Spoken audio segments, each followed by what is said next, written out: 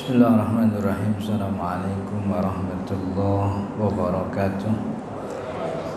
Alhamdulillahi rabbil alamin. Nahmaduhu wa nasta'inuhu wa nastaghfiruh. Allahumma salli wa sallim wa barik ala sayyidina Muhammadin amma ba'du. Para jemaah Bapak-Ibu yang dirahmati Allah, alhamdulillah kita bersyukur pagi hari ini kita diberi nikmat oleh Allah sehingga bisa berkumpul, bisa bersilaturahmi, sekaligus juga bisa menunaikan salah satu kewajiban kita, yaitu salat zuhur berjamaah, kemudian dilanjut dengan ta'lim, mempelajari ilmu agama. Mudah-mudahan kita berharap kepada Allah, mudah-mudahan apa yang kita pelajari jadi ilmu yang bermanfaat, sekaligus jadi tambahan amal ibadah kita di akhirat. Amin ya rabbal alamin. Qala al-musannifu rahimahullahu ta'ala wa nafa'ana bihi wa bi'ulumihi fid dharain. Amin ya rabbal alamin. Wa yusannu jam'u kulli takbirataini binafasin, dan disunahkan dalam azan. Ini bahasan kita masih bahas tentang azan. Yang lalu, minggu lalu kita membahas tentang makruh, kemakruhan azan. Jadi azan dimakruhkan kalau dia dilakukan dalam keadaan duduk gitu. Jadi makruh. Ini ibadah namanya azan. Ada syaratnya, ada sunnah-sunnahnya, ada makruhnya begitu. Maka kalau dikerjakan dengan syarat yang tidak terpenuhi, azannya kagak sah gitu. Kalau azan gak sah, dosa apa enggak Ustaz? Kalau dosa apa enggak dosa kan tergantung hukum azan. Kalau azan itu hukumnya wajib dan dia dikerjakan tidak sah, ya dosa itu, karena azan wajib. Tapi kan kita bilang dari yang lalu bahwa yang namanya azan hukumnya sunnah. Kalau ada azan dikerjakan tapi tidak memenuhi syarat, maka kagak dosa, ya cuman kagak dihitung sebagai ibadah. Salah satu contoh syarat azan itu adalah orang tamyiz. Tamyiz itu anak kecil yang udah ngerti walaupun belum balik gitu. Kemudian ada anak kecil belum tamyiz. Tamyiz itu fase yang dimana dia udah ngerti mana baik mana buruk. Dia kalau nonton sinetron tahu mana tokoh protagonis mana antagonis, hampir tamyiz gitu. Tahu mana jagoan mana penjahat tuh udah tamyiz namanya begitu. Jadi kalau tamyiz dalam kitab fikih itu udah bisa makan sendiri, cebok sendiri, itu namanya tamyiz. Ada azan dilantunkan oleh anak kecil belum balik, belum tamyiz juga. Jadi masih umur 4 tahun begitu, belum tamyiz, karena tamyiz itu biasanya 6 atau 7 tahun gitu. Maka azannya sah apa enggak? Azannya enggak sah gitu. Bagi ulama yang mengatakan azan fardu kifayah, berarti kewajiban satu kampung belum gugur nih, karena dikerjain sama bocah yang belum tamyiz gitu. Berarti dosa apa enggak Ustaz? Ya tergantung tadi hukum azannya, mau ngikut pendapat yang bilang fardu kifayah apa sunnah. Kalau yang bilang sunnah ya kagak dosa begitu, cuman kurang afdol aja begitu. Berarti anak itu dapat pahala apa enggak Ustaz? Yang namanya bocah makan belum kena pahala, belum kena dosa kan begitu. Belum kena pahala, belum kena dosa. Jadi itu syarat azan, kalau terpenuhi dapat tuh sunnahnya begitu. Tapi kalau kagak terpenuhi, ya udah dianggap tidak ada gitu. Kayak kita ibadah wudu, tapi wudunya bukan buat sholat. Kan syarat sah wudu bahwa air yang dipakai air mutlak gitu kan ya.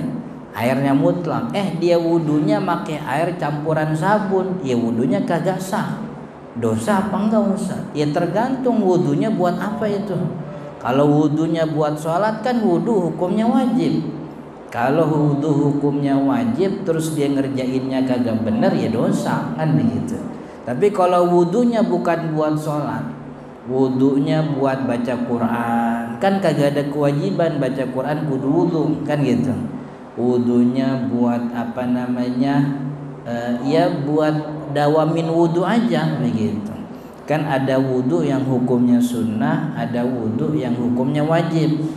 Yang hukumnya wajib tuh buat apa namanya, buat sholat wajib, wudu buat tawaf wajib, wudu buat megang mushaf wajib, wudu buat sujud syukur wajib, wudu buat sujud tilawah juga wajib. Tapi ada wudu yang hukumnya sunnah, wudu buat baca Quran hukumnya sunnah, memperbaharui wudu juga hukumnya sunnah. Udah wudu, udah sholat belum batal, dia mau wudu lagi, sunnah itu namanya nih. Sholat maghrib udah beres, dia wirid, dia zikir, datang waktu isya mau wudu lagi, padahal belum batal, ini wudunya sunnah, tajdid gitu. Kalau ketika wudu yang kedua wudunya kagak bener, kagak sah, ya dia kagak dosa karena wudunya sunnah gitu. Ada wudu yang hukumnya makruh. Wudu yang hukumnya makruh tuh wudu yang belum dipakai buat sholat tapi udah wudu lagi. Udah wudu dia dari rumah nih, nyampe masjid belum dipakai sholat, wudu lagi dah. Nah itu wudu yang kedua tuh makruh tuh, karena jatuhnya ngambur-hamburin air, padahal wudu yang pertama belum dipakai kan ya. Mana naruh kotak amal masjid juga jarang dia gitu, yang ada cuman ngambilin air masjid doang. Nah itu makruh tuh gitu. Itu wudu hukumnya makruh karena wudu yang kedua kali, padahal wudu yang pertama belum dipakai buat sholat. Jadi kalau ibadah ini syaratnya kurang, maka ibadahnya dianggap tidak ada, kagak sah. Dosa apa enggak Ustaz? Tergantung hukum ibadahnya tadi. Kalau ibadahnya sunnah, ya kagak dosa. Tapi kalau ibadahnya wajib, dia dosa tuh karena meninggalkan kewajiban. Azan juga sama. Azan pandangan mazhab Syafi'i yang resmi, azan hukumnya sunnah. Untuk sholat 5 waktu, sholat berjamaah, sholat sendiri, azan hukumnya sunnah. Azan di awal waktu atau telat waktunya, artinya berjamaahnya jam 2 siang misalnya. Kita tadi jam 1 masih di kelas Ustadz, setengah 2 baru keluar, beres-beres kemudian wudhu, baru ngumpulnya jam 2. Azan tetap sunnah hukumnya gitu. Atau azan qadha sholat, itu sunnah itu juga sama. Jadi azan hukumnya sunnah dalam mazhab Syafi'i. Azan yang hukumnya wajib tapi wajibnya fardu kifayah itu cuman buat azan Jumat aja.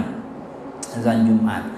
Berarti karena kita nih megang azan hukumnya sunnah, maka kalau azan dikerjakan tidak memenuhi syaratnya, kan syaratnya harus orang Islam, kemudian orangnya tamyiz, kemudian yang ketiga laki-laki gitu.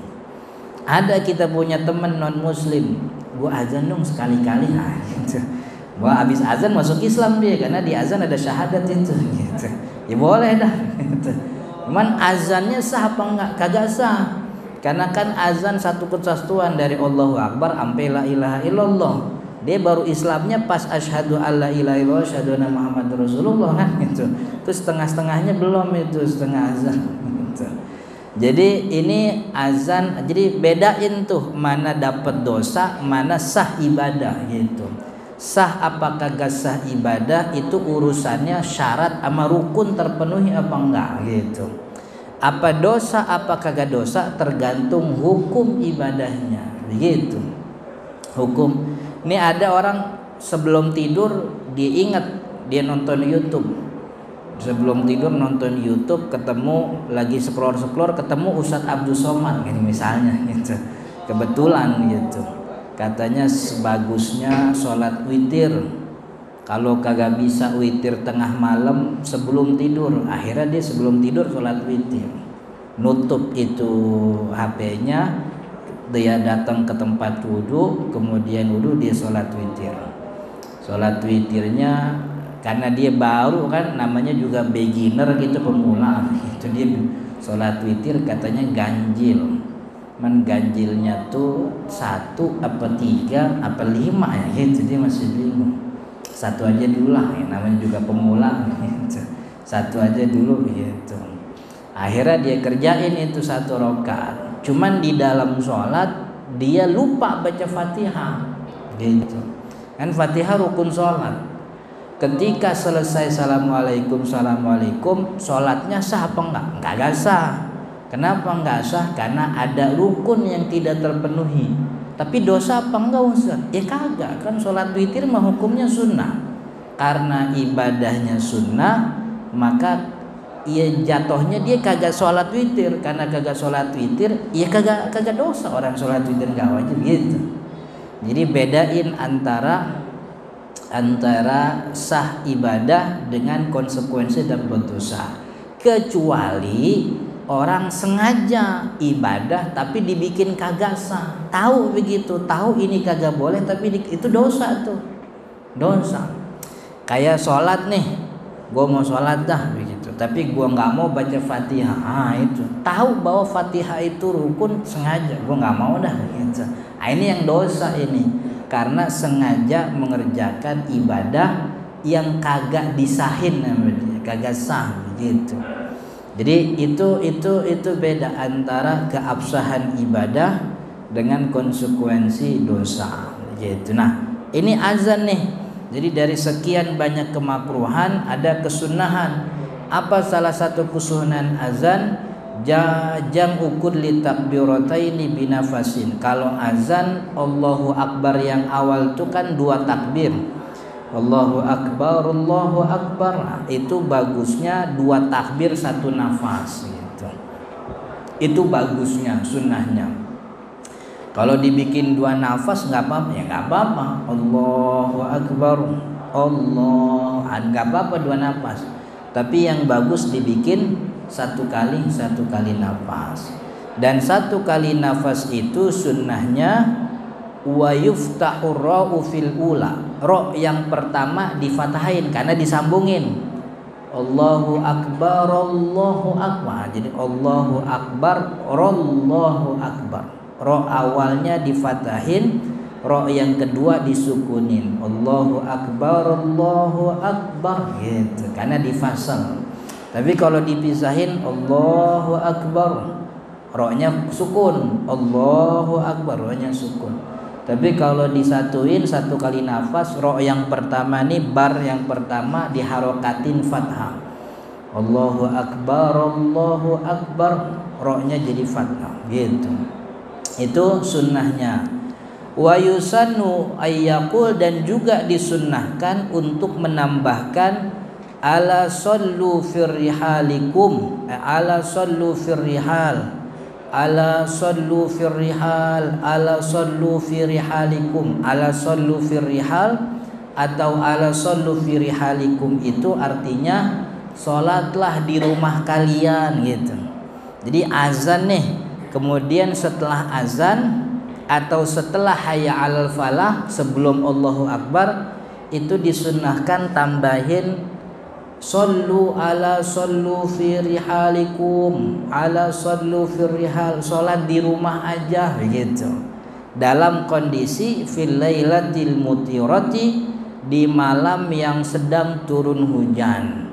Ini kaitannya sama bolehnya meninggalkan jamaah sebab hujan lebat, au dzatarih, atau sedang ada angin puyuh, angin topan, awil zulmah, atau karena kegelapan yang membuat dia tidak bisa mengakses masjid atau tempat jamaah.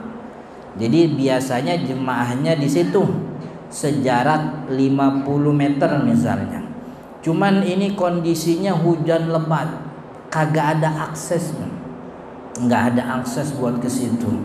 Maka muazin yang ada di masjid itu di musola atau muazinnya di tempat berbeda begitu. Karena dulu Bilal juga azannya kan bukan di Nabawi. Dulu Bilal tuh azan di rumahnya Ibnu Umar radhiyallahu anhu. Ibnu Umar anaknya Sayyid Umar itu Bilal azan di situ tuh, naik di atas apa bahasa kita didaknya gitu. Kan rumahnya orang Arab dulu sampai sekarang kan kagak ada gentengnya kan, dia pakai dak semua kan gitu. Jadi ditaikin berapa orang juga cukup gitu. Orang main layangan di atas juga lu bisa kan gitu. Jadi itu dia dak gitu.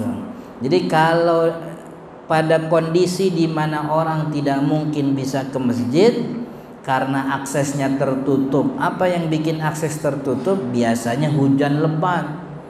Karena orang Arab kan emang hujan jarang-jarang. Sekalinya hujan langsung itu lumpur di mana-mana. Kan gitu. Kalau kita hujan sering gitu. Jadi kalau timbang hujan doang kagak usah muazin tambahin shollu fi rihalikum, sholat di rumah aja, nggak perlu. Karena akses kita ke masjid itu mudah, akses ke berjamaah tuh gampang. Hatta walaupun lagi hujan gede kita bisa pakai payung gitu. Apalagi yang rumahnya tetanggaan sama musola, tinggal lompat doang kan gitu. Ini kan kondisi di mana dulu begitu akses kepada tempat sholat tuh susah. Karena dulu zaman dulu kan modelnya ini masjid pemukimannya di tempat yang berbeda begitu. Jadi buat ke masjid mungkin kalau dulu kayak lagi corona bisa apa enggak tuh? Kemarin kan gitu tuh ada pertanyaan tuh. Kalau lagi corona bisa gak azannya ditambahin ala shollu fi rihalikum gitu. Dulu saya jawabnya awal 2020 saya bilang kagak bisa. Kenapa? Kenapa nggak bisa ditambahin, nggak sunnah ditambahin? Karena akses dulu, zaman dulu akses ke masjid itu benar-benar tertutup begitu, benar-benar tertutup dan kalau dia ke masjid itu membahayakan, nyawanya bisa terancam, bisa kebawa arus itu dia kan begitu, atau angin kenceng bisa di tengah jalan mati itu orang. Tapi kalau waktu corona itu kalau kita bilang shollu fi rihalikum tapi orang masih pada tetap keluar, masalahnya waktu itu kan ya. Orang ke pasar masih bisa kan gitu. Orang buka dagangan masih banyak kan begitu. Sampai orang ulang tahun ada waktu corona. Jadi kalau disuruh tambahin shollu fi rihalikum kondisinya nggak nyampe begitu sih waktu itu. Kondisinya enggak. Orang banyak pancingan masih pada buka waktu pandemi kemarin kan gitu. Iya, orang nih Jumatan libur deh. Hari Sabtu diajak mancing di jalan juga gitu. Ada waktu gitu. Ini kondisinya emang nggak bisa nih. Susah ke masjid emang nggak bisa, maka boleh itu. Shollu fir rihal, sholat di rumah kalian gitu. Wal adzanu li subhi marrataini dan juga disunahkan azan untuk sholat subuh 2 kali. Azan untuk sholat subuh 2 kali. Kalau di Masjid Nabawi dan Masjidil Haram sekarang azan subuh di waktunya itu yang kedua. Yang pertama itu waktunya 1 jam sebelum azan subuh, sebelum waktu subuh. Jadi azan 2 kali itu. Itu dari dulu emang Nabi Muhammad punya muazin subuh 2 orang. Yang pertama Bilal bin Rabah, azan yang kedua yang waktu subuh namanya Abdullah ibnu Ummi Maktum. Yang pertama azan pertama Bilal itu waktunya fajar kadzib, waktu di mana ada muncul sinar terang dari ufuk yang munculnya tuh ke atas garis putih gitu. Itu fajar kadzib tuh, bukan waktu subuh. Kalau waktu subuh kan fajar sodik, ketika atmosfer memantulkan sinar matahari, jadi cahaya terangnya tuh horizontal begitu di atas ufuk. Kalau fajar kadzib itu vertikal di atas ufuk begitu. Nah, ketika itu fajar kadzib datang, Bilal tuh yang azan gitu. Nah, kesunahan 2 kali masih ada, masih sampai sekarang. Di Masjid Nabawi ada, di Masjidil Haram ada. Kalau kita ke beberapa daerah ada. Kalau di Jakarta nih yang saya pernah tahu ini Pondok Rangon banyak ada tuh di Pondok Rangon. Di Pondok Rangon azan 2 kali. Kalau nggak salah di Meruyung juga kalau nggak salah ada tuh azan subuh 2 kali. Emang sunnahnya begitu. Azan yang pertama dulu Bilal ditanya sama Nabi Muhammad, ditanya sama sahabat tentang Bilal.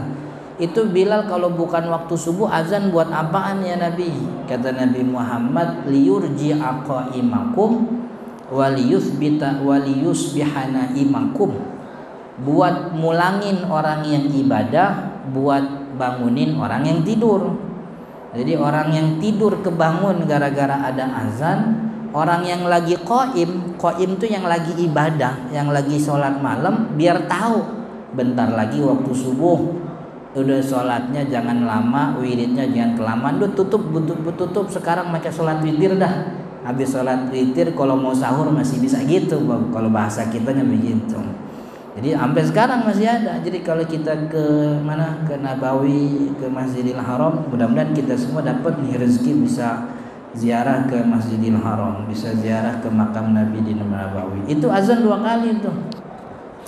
Kalau sekarang kan bulan Januari kan jatuhnya masih musim dingin ya. Biasanya musim dingin tuh di Mekah tuh subuh jam 5:15 biasanya. Karena malamnya kan emang panjang. Jadi jam 5:15 azan tuh, buat azan subuh bener. Nah jam 4:15 azan buat azan pertama gitu. Jadi ada kesunahan itu. Cuman kalau di Indonesia udah rada kagak boleh sekarang ya. Soalnya kan kemarin aja diomelin azan katanya gangguin orang gitu. Wa yusannu sholatu, dan disunnahkan sholat, maksudnya bukan sholat tapi bersolawat. Wa tusannu sholatu ala nabi, disunnahkan setelah azan selesai kita bersolawat kepada Nabi Muhammad ba'dahu, setelah azan. Apa sunnahnya kita, sholawat yang bagaimana yang dibaca setelah azan? Salawatnya adalah Allahumma rabba hadhihi da'wati tammah wassalatil qa'imah ati Muhammadanil wasilata wal fadilah wa ba'athu maqaman mahmudanil ladzi wa'adah wa du'a'u innaka la tukhliful mi'at. Doa salawat setelah azan. Ini doa syafaat, doa wasilah syafaat kepada Nabi Muhammad. Kata Nabi Muhammad, siapa yang doa model begini setelah azan, Allahumma rabba hadhihi da'wati tammah wa salatil qa'imah ati sayyidana Muhammadanil wasilata wal fadilah wa syarfa wad darajatal aliyatar rafi'ah wa ba'athu maqaman mahmudanil ladzi wa'addah innaka la tukhliful mi'ad. Orang yang doa model gini, kata Nabi Muhammad, halat lahu syafaati yaumal qiyamah, nanti syafaatku halal buat dia di hari kiamat. Nanti kan di hari kiamat nih kita dikumpulin di padang mahsyar nih. Itu di padang mahsyar tuh kan orang ketakutan, orang gelisah, orang panik, mau diadili begitu. Nah, dalam sebuah hadis diceritain tuh kondisi para manusia ketika itu ketakutan. Akhirnya saking ketakutannya dia nyari-nyari pertolongan. Kemudian diteriakin sama orang, minta sama Adam aja. Adam kan bapak moyang kita itu. Akhirnya orang-orang datang ke Nabi Adam. Kata orang-orang, ya Adam anta abul bashar. Adam, engkau kan bapak moyangnya kita. Ini kita lagi ketakutan, tahu selamat tahu kagak. Coba dong selamatin kita nih, lobby Allah gitu. Lalu Nabi Adam kan katanya nggak bisa. Jangankan ente, dulu ane udah pernah dimasukin ke surga. Dulu, bahasa kitanya, dulu ane udah duluan ke surga. Toto ane makan buah khuldi gitu. Dikelecehin sama bini diri kan. Akhirnya dikeluarin. Ane dulu udah masuk surga, dikeluarin. Ente minta tolong aman, kagak bisa. Akhirnya kata Nabi Adam, minta aman Nuh. Coba minta tolong sama Nuh gitu. Datang orang-orang ke Nabi Nuh. Kata Nabi Nuh, waduh saya juga nggak bisa. Jangankan nyelamatin ente semua, aneh nyelamatin anak aneh aja gak bisa. Itu kan anak aneh, anak kandung gitu. Waktu orang-orang disuruh pada naik kapal dia kagak mau gitu. Jadi nyelamatin umat kayak ente susah, orang anak diri aja nggak bisa. Akhirnya datang ke Nabi Ibrahim. Semua nabi-nabi ulul azmi didatengin. Nabi ulul azmi itu Nabi Ibrahim, Nabi Isa, Nabi Musa, Nabi Isa. Datengin tuh semuanya, nggak pada bisa. Yang bisa cuman satu, yaitu Nabi Muhammad Sallallahu Alaihi Wasallam. Dan Nabi Muhammad kagak didatengin. Nabi Muhammad yang datengin umatnya. Analah, saya yang bisa ngasih syafaat. Ibarat kita kalau dikumpulin sini lu ya lu sini nah lu gitu, lu dapat itu dikumpul. Nabi Muhammad tahu mana umatnya mana bukan. Ntar di padang mahsyar tuh kan kata Nabi Muhammad, umatku akan datang ke padang mahsyar dengan muka berseri-seri, mukanya bercahaya. Kenapa bercahaya? Itu jadi tanda bahwa dia umat Nabi Muhammad. Kenapa dia bercahaya? Min asaril wudu, karena sebab wudu di waktu di dunianya. Jadi gara-gara sebab wudu kemudian ibadah itu muka kita berseri-seri gitu. Makanya orang-orang tasawuf tuh sering mendawamkan wudu batal dia wudu lagi gitu, batal dia wudu lagi. Jadi wudu untuk membuat dia tetap dalam keadaan suci, bukan memperbaharui wudu, bukan. Emang pas batal dia wudu lagi supaya ini cahayanya terang.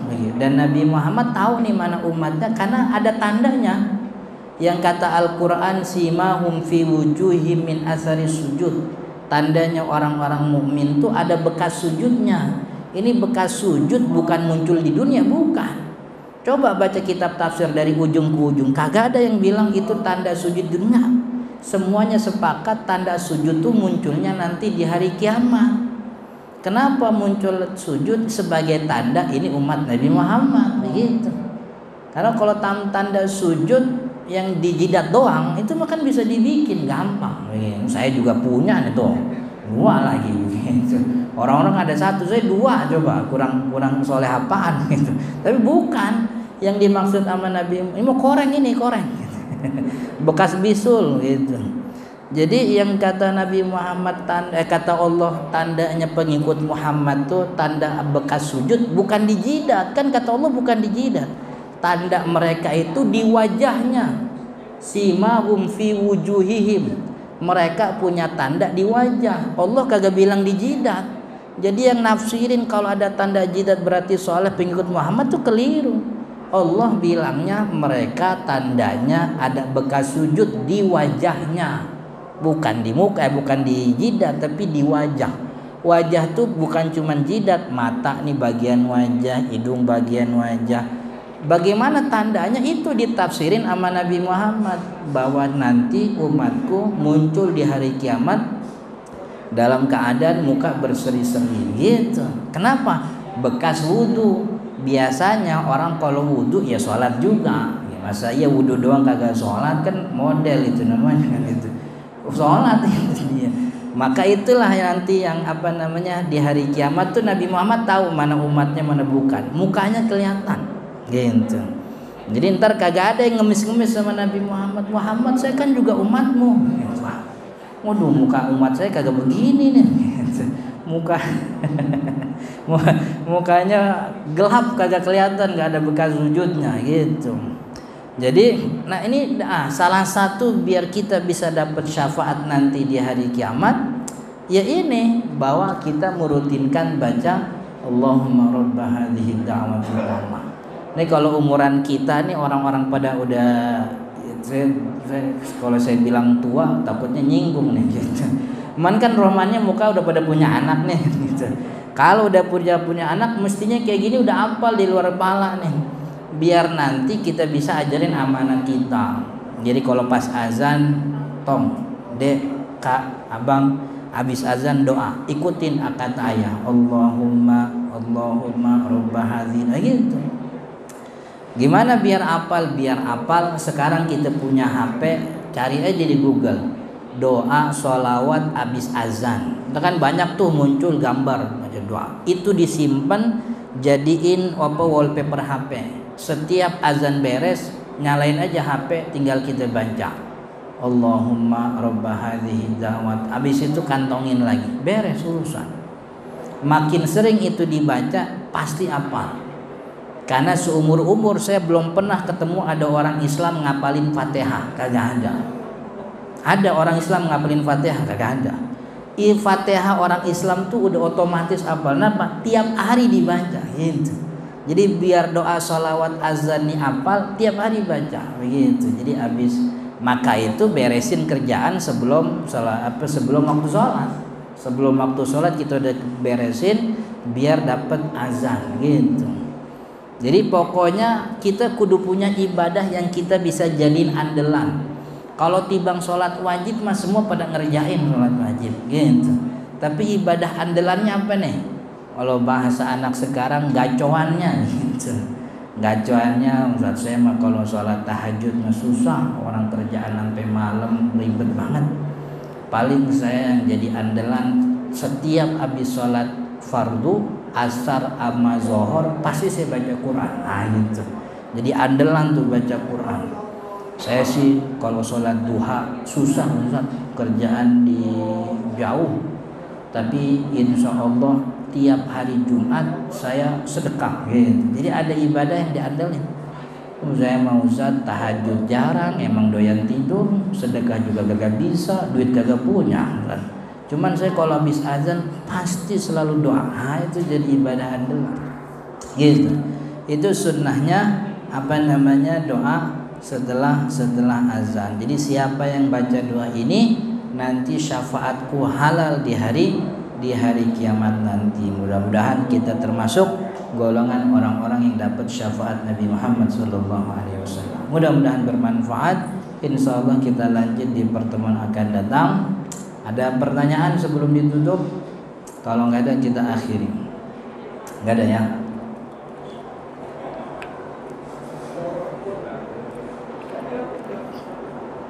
Mudah-mudahan bermanfaat. Subhanakallahumma wa bihamdika asyhadu an la ilaha illa anta astaghfiruka wa atubu ilaik. Hadanallahu wa iyyakum ajma'in. Assalamualaikum warahmatullahi wabarakatuh.